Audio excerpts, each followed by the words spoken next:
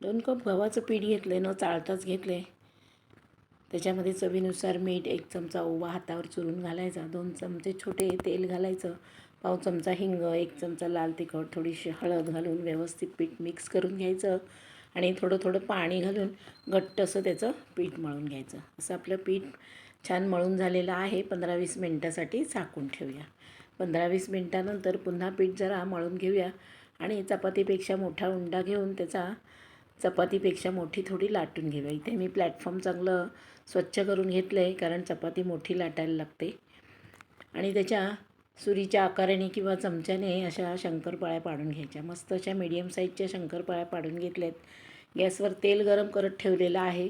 त्याच्यामध्ये तेल गरम झालं की शंकरपाळ्या घालून मस्त अशा बदामी रंगावरती तळून घ्यायच्या. मस्त एकदम कुरकुरीत अशा शंकरपाळ्या तयार आहेत. संध्याकाळच्या चहासोबत खाण्यासाठी